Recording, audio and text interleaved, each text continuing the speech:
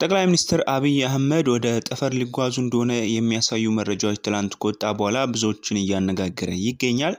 ጠቅላይ ሚኒስትር አብይ አህመድ ወደ ጠፈር በመሄድ ለዓለም ሕዝብና ለኢትዮጵያውያን የሰላም መልእክት በማስተላለፍ በዚህም ወደ ጠፈር የተጓዙ የመጀመሪያው የሀገር መሪ የሚያደርጋቸውን ጉዞ ሊያደርጉ እንደሆነ መሰረት ሚዲያ በትላንትናው ዕለት ለፔድ ሜምበሮች ወይም በክፍያ ለሚያነቡ የዜና ተከታታዮች ያቀረበው መረጃ ብዙዎችን እያነጋገረ ይገኝ ነበር። ታዲያ በዚህ ጉዳይ ዛሬ መሰረት ሚዲያ ዝርዝር መረጃ ከውስጥ የመረጃ ምንጮች የደረሰኝ ያለው መረጃ አጋርቷል። መረጃው እንደሚከተለው እናቀርብላችኋለን። የጠፈር ጉዞ ወደ $55 ሚሊዮን እንደሚፈጅም ተነግሯል። ጠቅላይ ሚኒስትር አብይ አህመድ ወደ ጠፈር ለሚያደርጉት ጉዞ $55 ሚሊዮን ወጪ ይደረግበታል ብሏል መሰረት ሚዲያ። መሰረት ሚዲያ ከሀገር ውስጥ እንዲሁም በዋናነት በተባበሩት አረብ ኤሚሬቶች ከሚገኙ ምንጮች ለበርካታ ቀናት ሲያሰባስብ የነበረውን መረጃ እንደሚጠቁሙት በዓለም ታሪክ ለመጀመሪያ ጊዜ የአንድ ሀገር መሪ ወደ ጠፈር ሊጓዝ ሰፊ እንቅስቃሴ እየተደረገ ነው ብሏል። መንገደኛውም ጠቅላይ ሚኒስትር አብይ አህመድ እንደሆኑ መረጃው አረጋግጧል።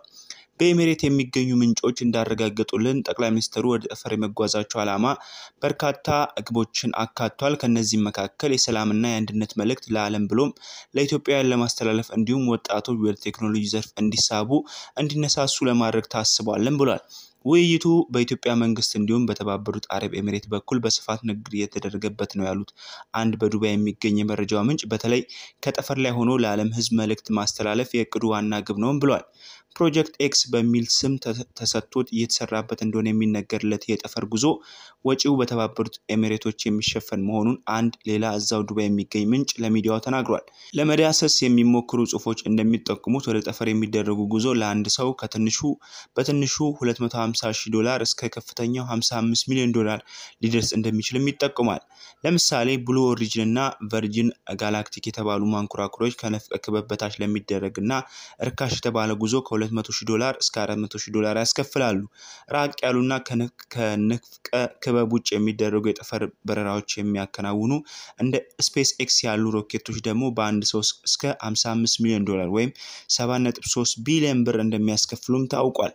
ጠቅላይ ሚኒስትር አብይ ሊጓዙ እቅድ የያዙት ከነፍቀ ክበብ ውጭ ወደ ዓለም አቀፍ የጠፈር ማዕከል ኢንተርናሽናል ስፔስ ስቴሽን እንደሆነ ታውቋል። ወጪውም ከላይ እንደተጠቀሰው በአንድ ሰው እስከ $55 ሚሊዮን እንደሚደርስና በኤሚሬት እንደሚሸፈን ወጪውም ታውቋል። በትላንትናው ዕለት የወጣው ይሄ መረጃ እንግዲህ በማህበራዊ ሚዲያው ብዙ መነጋገሪያ የሆነ ጉዳይ ነው። ታዲያ መነጋገሪያ በመሆኑም ነው በዛሬው ዕለት ሙሉ መረጃው በመሰረት ሚዲያ በኩል የተጋራው። እንግዲህ ጠቅላይ ሚኒስትር አብይ አህመድ በ7.3 ቢሊዮን ብር ወይም በ$55 ሚሊዮን ወጪ ወደ ጠፈር ሊጓዙ መሆኑ እየተረጋገጠ ይገኛል። እስኪ እናንተም ይሄን መረጃ ስትሰሙ ምን ተሰማችሁ? በኮሜንት አጋሩን። በቀጣይ አዲስ መረጃ እስከምንገናኝ በያላችሁበት መልካም ጊዜ